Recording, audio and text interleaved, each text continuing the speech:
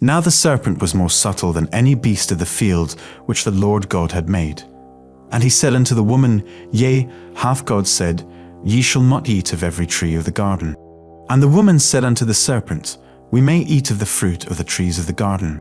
But of the fruit of the tree which is in the midst of the garden, God hath said, Ye shall not eat of it, neither shall ye touch it, lest ye die.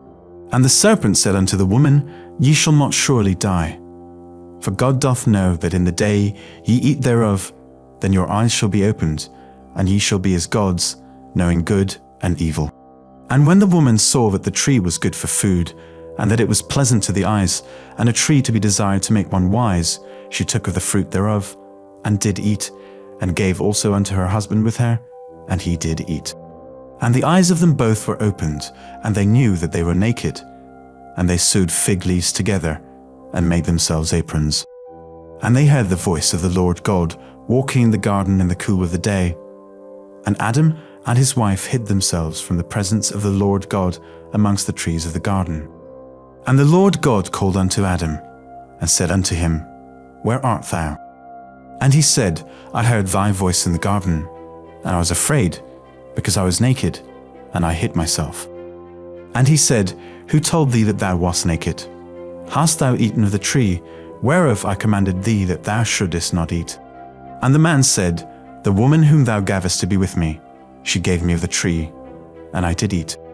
And the Lord God said unto the woman, What is this that thou hast done? And the woman said, The serpent beguiled me, and I did eat. And the Lord God said unto the serpent, Because thou hast done this, thou art cursed above all cattle, and above every beast of the field. Upon thy belly shalt thou go, and dust shalt thou eat all the days of thy life. And I will put enmity between thee and the woman, and between thy seed and her seed. It shall bruise thy head, and thou shalt bruise his heel. Unto the woman he said, I will greatly multiply thy sorrow and thy conception. In sorrow thou shalt bring forth children, and thy desire shall be to thy husband, and he shall rule over thee.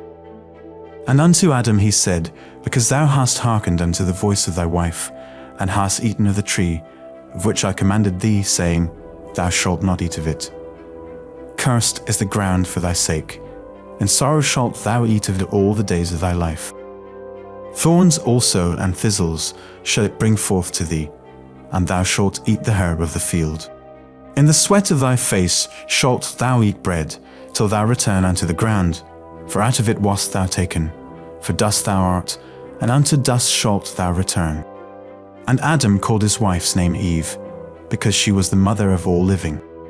Unto Adam also, and to his wife, did the Lord God make coats of skins, and clothe them. And the Lord God said, Behold, the man is become as one of us, to know good and evil. And now, lest he put forth his hand, and take also of the tree of life, and eat, and live forever. Therefore the Lord God sent him forth from the Garden of Eden, to till the ground from whence he was taken. So he drove out the man, and he placed at the east of the Garden of Eden cherubims, and a flaming sword which turned every way, to keep the way of the tree of life.